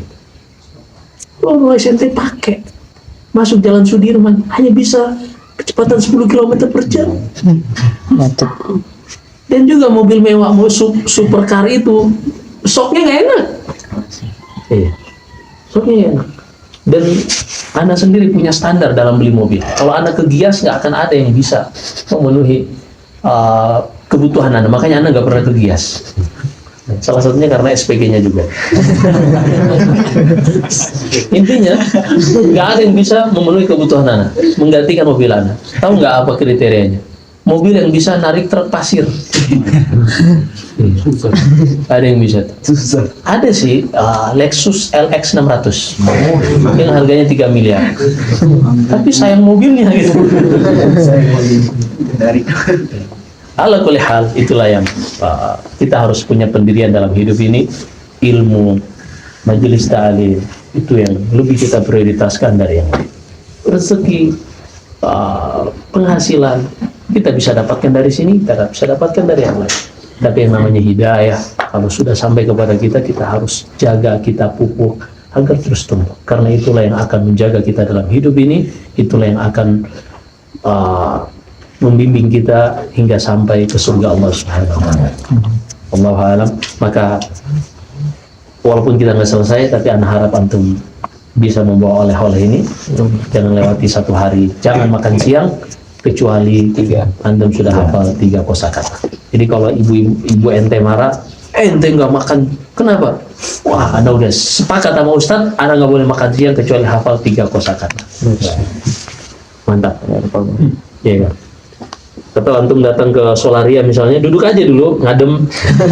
Belum mesen, kenapa belum mesen? Afwan Mbak, saya belum hafal 3 kosakata. Hari aja Mbaknya udah ngaji ya. Sekalian aja nanya nomor WA. Allahu a'lam, ini bisa kita sampaikan. Mudah-mudahan kita semua dijaga oleh Allah Subhanahu wa Ta'ala di atas istiqamah. Kehadiran kita semua di sini untuk mencari kebaikan dan ingin pulang juga dengan membawa kebaikan. Jika ada benarnya semata-mata dari Allah Subhanahu wa Ta'ala, kesalahan dan kekurangan dari saya, wa astaghfirullah li wa lakum. Sallallahu alaihi wa sallam Muhammad. Apa yang kita sampaikan tadi bukan bertujuan untuk suudzon kepada Ustaz, tapi itulah realita yang terjadi. Salah satunya dikarenakan jamaah, baik itu jamaah orang-orang kaya yang mengajak ustadz-ustadz ini ke arah gaya hidup mereka, atau jamaah yang kemampuannya di bawah rata-rata bahkan minus, sehingga ustadz salah pun nggak ada koreksi, akhirnya ustadznya pun nggak termotivasi untuk merojaah. Tapi kalau seandainya jamaah orang-orang yang kritis, kira-kira bisa nggak ustadznya ngisi salah-salah mulu? Mungkin dia nggak betah, angkat kaki. Akhirnya yang ngajar di situ hanya orang-orang yang memang mumpuni. Seperti itu realitanya. Banyak realita yang seperti itu. Mudah-mudahan Allah jaga kita. Sallallahu alaihi wasallam. Jadi bukan untuk suudzon, antum harus paham ini, tapi untuk meningkatkan kualitas-kualitas majelis taklim kita. Banyak dari santri-santri NU mengkritik ustadz-ustadz kita karena bahasa Arabnya belepotan. Karena NU yang anak kagum, ada waktu di Libya, ada beberapa teman Anda di Ieda, itu hafal Alfiyah. Anda waktu itu belum hafal. Dia udah hafal Alfiyah. Subhanallahiladzim. Alfiyah bin Malik kalau sudah hafal nggak ada lagi buku nahu setelahnya. Akhir dari buku nahu. Orang kalau sudah hafal Alfiyah tidak ada permasalahan nahu secara detail bahkan kecuali dia udah tahu. Tapi ustadz kita nahu standar aja nggak beres. Tapi ustadz ini safari dakwah kemana-mana. Antum harus paham realita ini. Ana bahas ini untuk meningkatkan kualitas salafiyin, bukan untuk menjatuhkan ustadznya. Makanya Anda sebutkan namanya. Banyak ustadz-ustadz yang bawa ngajar kita terjemahan coba. Kapan baru meningkat kemampuan antum? Datang bawa kita terjemahan. Dia nggak mau capek nerjemahin. Karena kalau bawa kitab asli, dia harus persiapkan dulu. Ada kosakata yang asing, dia harus baca dulu. Bahkan ada ustadz yang ngajar nggak pakai kitab. Mana? Soalnya membaca jamaahnya nggak paham gitu. Jangan.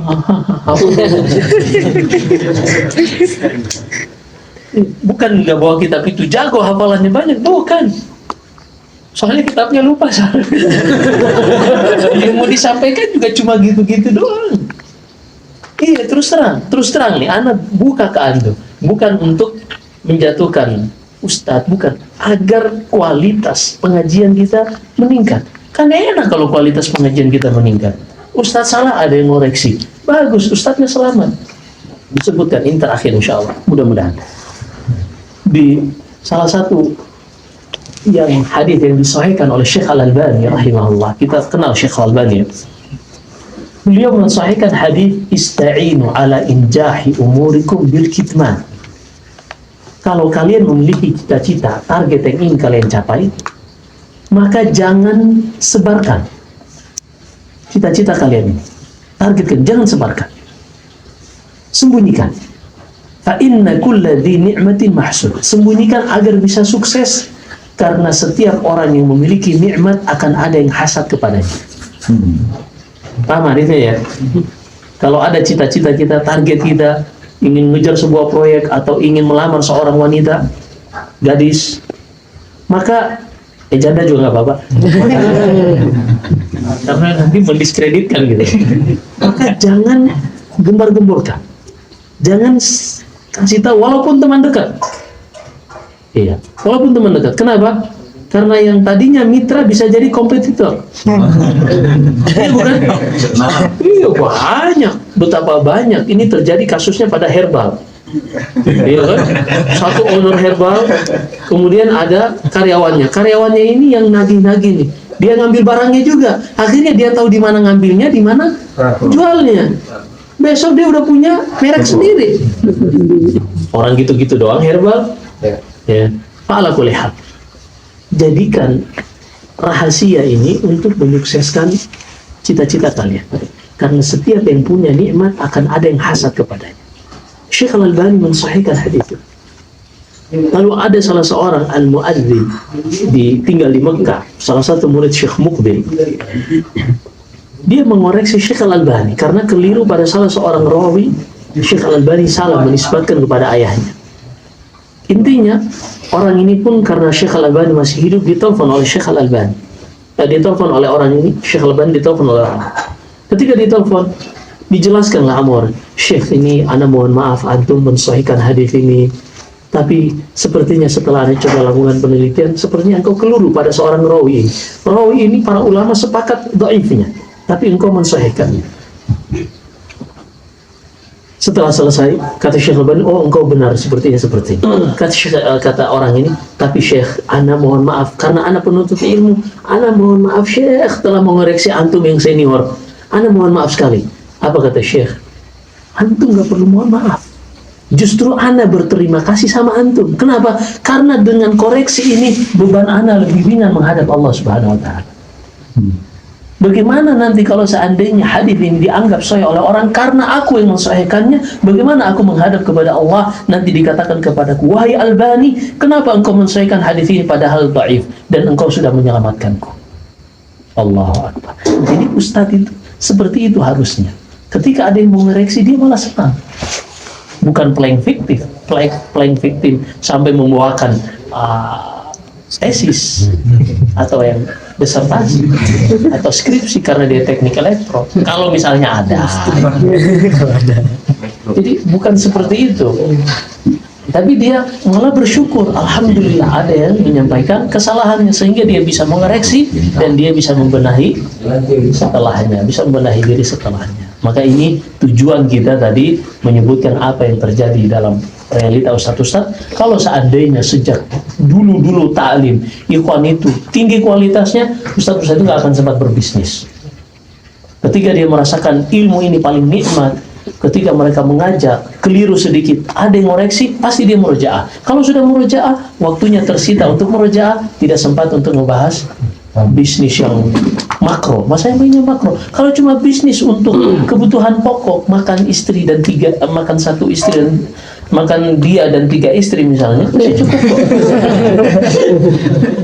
Anda susah nyebutnya karena jarang ada nyebut. Maksudnya masih cukup gitu loh. Ayam dulu ya. Cukup pelihara ayam gitu. Oh cukup. Pelihara ayam cukup, ya kan? Kelinci cukup, strawberry cukup. Oh, maksudnya apa nih?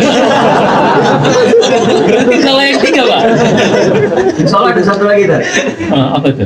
Ana bawain talas buat antum. Sudah. Oh iya. La ilaha illallah wa syarika lahu. Ala kulli hal itulah hidup. Dan ini bukan cuma menimpa Ustadz, bisa juga menimpa antum. Ketika datang proyek antum tidak lupa taklim. Oh ya, talas Pak. Talas Bitung atau talas apa? Ana bukan bawain antum, talas bawain bibit. Oh bibit. Jadi antum potong. Ini talas namanya talas Pratama 2. Ini hasil IPB. Ini potong, tanam, nanti dia akan tumbuh. Anakannya itu bisa antum sebar. Nanti kalau udah banyak, antum bisa bagi ke bentuk talas segini tadi. Itu hasil bukan GMO ya? Oh enggak. Bukan. Seleksi genetika, seleksi. Enggak. Jadi dia pengayaan istilahnya. Oke. Dan Ana nyambung, Pak, yang lain nggak nyambung. iya. Dia malah pas denger ngeliat lahat, wah boleh nih Ustaz. Alhamdulillah anak ini juga karena dikasih orang. Tahan dulu Pak, berapa tahun baru bisa naik haji Pak? Karena belum haji kan? Enggak, tanam itu Anda berapa tahun nanti bisa naik haji? Tanamnya di nunggu antrian 100 hektar Pak. Cukup saja. Cukup. Insya Allah. Kita lihat. Bukan masalah hajinya, masalah antum ngasih makan orang. Oh siap. Wah luar biasa. Mulia sekali hatimu anak. Jadi kembali kita belajar sama orang NU. Anak kan tinggal di Cijeruk di Kaunglu. Itu pondok-pondok NU itu mereka punya 150 ekor kambing, sekian batak sawah, hidroponik segala macam. Padahal sehari cuma selawatan doang kan? Berarti selawatin aja dulu Pak. Di antara mereka itu mereka kirim ke pondok lain. Jadi kalau lu ada villa seharga 12 M. Jauh khususnya mereka jadi pondok. Alhamdulillah Pak, Salafiyin juga ada Pak. Kita punya di situ kebun wakaf. Kita udah produksi cabai, kita produksi terong, kita produksi selada, kita bagiin pesantren-pesantren ada di Depok, ada di Bogor, sampai di kemarin terakhir Cianjur. Kita ada kebun wakaf di atas. Alhamdulillah kita tambahin ya tadi. siap. Jazakumullah khair Pak. Masya Allah. Sama ayam nanti insya Allah jadi gede ya tadi ya. Siap. Jadi gede insya Allah Pak. Karena siap 3 insya Allah kita jadi. Wah itu sih bukan carun gitu. Oh, bukan. Anak anti carun. Karena anti carun karena banyak orang termiskinkan oleh carun. Masya Allah. Iya. Makanya insya Allah. Karena mau belajar pakannya itu kan. Siap. Kita lagi menuju kepada kemandirian pakan. Makanya anak-anak muda seperti antum ini yang punya ide apa gitu, datanglah ke tempat ini. Maksudnya datang tuh ngopi ya kan, petik stroberi, habis itu pulang. Siapa tuh? Enggak, maksudnya datang ke sini, antum punya kemampuan apa, antum punya kemampuan atau mau belajar apa. Jadi setiap muslim itu harus punya skill. Setiap muslim harus punya skill. Minimal dia punya skill ya yang dengannya dia bisa mandiri, nggak meminta-minta kepada orang lain. Skill yang Allah mubahkan gitu, bukan skill nyanyi-nyanyi, enggak. Skill misalnya ente bisa paling minimal ngarit lah. Ngarit itu butuh skill juga tuh. Jadi dari sekian lahan itu gimana caranya untuk lebih cepat, yang itu ada skillnya tuh. Ya. Cara ngangkat, itu waduh berat banget, anak nggak kuat sampai sekarang. Ada tuh warga di bawah kalau ngangkat 100 kilo diangkat, luar biasa. Dan itu karena kebiasaan. Intinya seorang muslim harus punya skill, baik itu skill berkaitan tentang teknologi, komputer dan seterusnya, bagus. Yang anak nggak sarankan adalah skill nyekrol Instagram, itu skill yang nggak. Kecuali untuk main di ads, itu lain ceritanya. Main untuk marketing itu lain cerita. Intinya mari kita sama-sama belajar, banyak hal yang masih bisa kita explore di kehidupan ini untuk meningkatkan tingkat kemaslahatan dunia kita dan juga akhirat kita.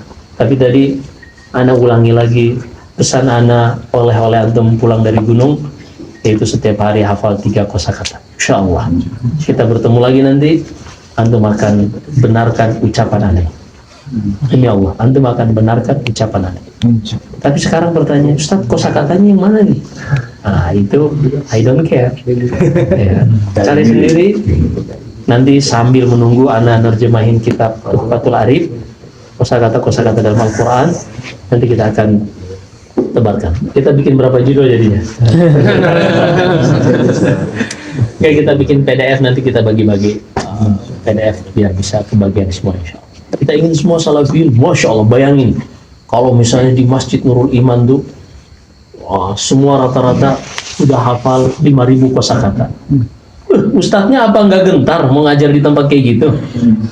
Dia kan ibaratnya ustadz datang ke STDI misalnya, STDI Jember misalnya, dia ngajar. Kira-kira bisa nggak ustadz yang abal-abal tuh, yang nggak murojaah tuh datang ke situ, terus disuruh kasih bahas pembahasan usul fiqh syar'u man qablana misalnya, hukum syariat umat terdahulu dengan syariat kita, kira-kira dia bisa nggak tuh tanpa murojaah? Ya bisa, karena memang audiensnya top. Kita ingin bikin audiens di Nurul Iman tuh kayak gitu, top Kualitas. Akhirnya terseleksi sendiri satu Ustaz. Densus mungkin langsung angkat kaki kali. Allah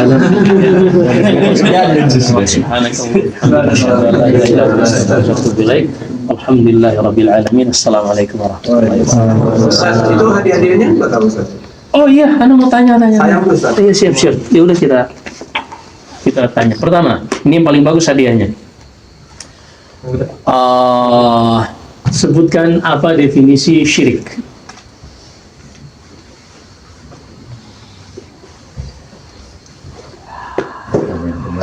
Come on, itu karena antum nggak bisa bahasa Arab. Bahasa Arab sebenarnya bahasa Arab dong. Bahasa Arab, bahasa Arab dong.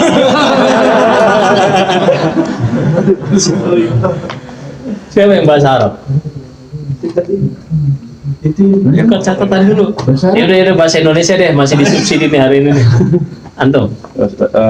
Karena syirik itu menyetarakan Allah kepada selainnya, tapi dia tetap menyetarakan beribadah kepada selain Allah. Menyetarakan sesuatu selain Allah sejajar dengan Allah. Nah, itu yang tepat. Kalau antum menyetarakan Allah dengan selain Allah, ini nanti jatuhnya ilhad pada tauhid asma wa sifat. Tauhid asma wa sifat itu menyetarakan Allah dengan selain Allah. Paham nggak? Aduh, ini penjelasan kita bikin loro satu lagi kalau gitu. Intinya, kalau syirik menyetarakan selain Allah disamakan dengan Allah.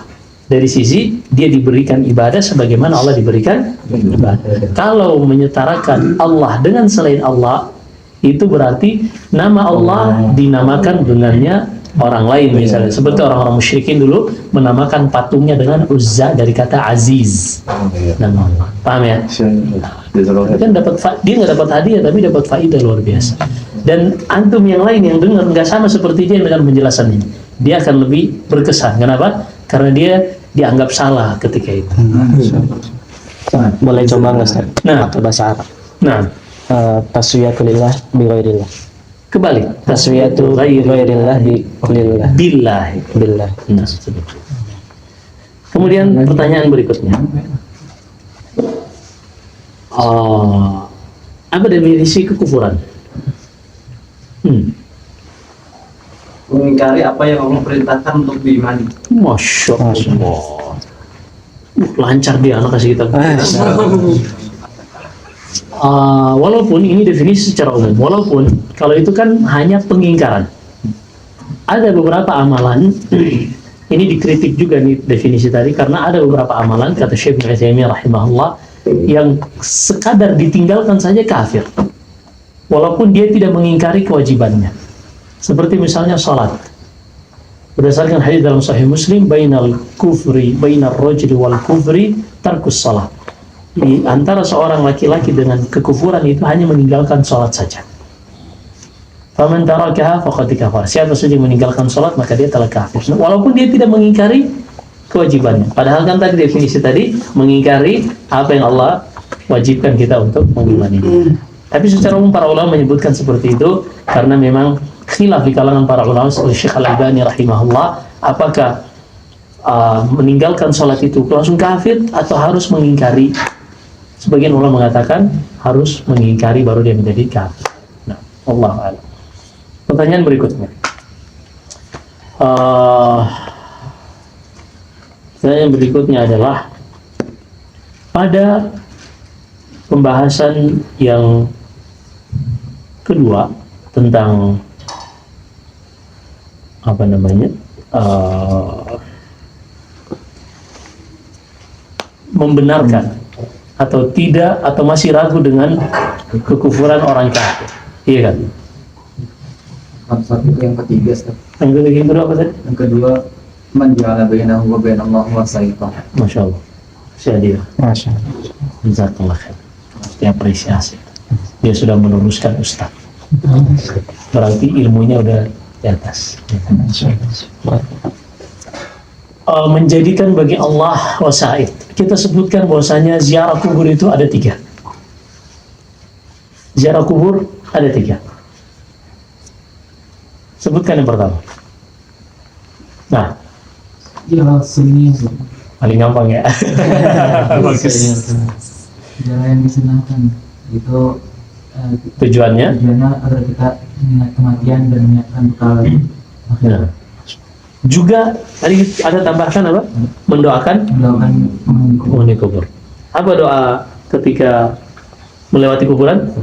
Assalamualaikum ya ahli diyar minal wal mu'minat insyaallah Minal mu'minina wal muslimin. minal mu'minina wal muslimin insyaallah inna insyaallah bikum lahiqun. Terus yarhamullahu al-mustaqdimina minkum musta'khir. Ada beberapa riwayat memang sampai di situ juga cukup. Yaghfirullahu al-mustaqdimina minkum mustakhirin. Allahumma la tahrimna ujurahum wa la tudhillana ba'dahum. Ada semua. Tapi apa yang antum hafalkan sudah cukup insyaallah. Ziarah yang kedua, Ziarah bid'ah. nah apa itu bid'ah? Padahal paling sulit itu, tapi gak apa-apa deh. Tahu praktik. Bisa jelas. Karena sobek sambung aja. Nah, Bukan yang ketiga ya, bid'ah. Yang kedua nggak apa-apa deh, tukar-tukar aja. syirkiyah. Nah, antum syirkiyah paling gampang. Ya. Apa itu? Ziarah yang Tujuannya untuk menitipkan doa kepada Allah supaya cepat sampai. menitipkan doa kepada penghuni kubur maksudnya, Iya, agar disampaikan kepada kepada Allah, artinya menjadikan dia wasilah bertakarrub ya. Itu bedanya. Enggak. Meminta langsung kepada penghuni. Iya, dia meminta langsung. Meminta itu kan dia meminta agar Allah menyampaikan hajatnya gitu. Kalau jadi bedanya, tar dulu yang ketiga dulu Bang. Jadi yang ketiga itu yang bid'iyah, ziarah bid'iyah itu bid'iyah, yaitu dia meminta kepada penghuni kubur dengan kedudukannya, Ustaz. Meminta dia bermohon kepada Allah melalui wasilah si orang saleh tersebut dengan kedudukannya. Iya, masih ada kebenaran. Jadi gini, yang membedakan antara ziarah bid'iyah dengan ziarah syirkiyah, ziarah bid'iyah itu atau ziarah syirkiyah, orangnya itu berdoanya kepada penghuni kubur. Kalau ziarah bid'iyah, dia berdoanya kepada Allah. Lah ziarah syirkiyah, dia berdoanya kepada penghuni kubur, mau dia minta langsung ke penghuni kubur atau dia meminta, wahai penghuni kubur, sampaikan doaku kepada Allah. Itu sama-sama syirkiyah. Dan itulah yang Allah sebutkan dalam surat Yunus, وَيَعْبُدُونَ مِنْ دُونِ اللَّهِ مَا لَا يَضُرُّهُمْ وَلَا يَنْفَعُهُمْ وَيَقُولُونَ هَؤُلَاءِ شُفَعَاؤُنَا عِنْدَ اللَّهِ. Mereka beribadah kepada selain Allah yang tidak bermanfaat bagi mereka, tidak juga bermudarat. Mereka mengatakan mereka inilah syufa'a yang akan mengantarkan hajat kami kepada Allah Subhanahu wa ta'ala. Adapun ziarah bid'iyah, dia berdoanya kepada Allah tapi dengan menyebutkan nama, kehormatan, kedudukan ahli kubur ini. Misalnya seperti orang-orang Mesir mengatakan, ya Allah, dengan kedudukan Ahmad Al-Badawi sampaikan hajat kami, dengan kedudukan Abdul Qadir Al-Jilani sampaikan hajat kami, atau dengan kedudukan Rasulullah sampaikan hajat kami. Nah, ini namanya bid'ah. Tidak sampai kepada syirik, kecuali dia berkeyakinan bahwa saya penghuni kubur ini bisa bermanfaat bagi mereka dan seterusnya, masuk kepada bid'ah syirkiyah tadi. Dipahami ini bedanya? Jadi ada sunniyah jelas, kemudian bid'iyah tadi dia berdoanya kepada siapa?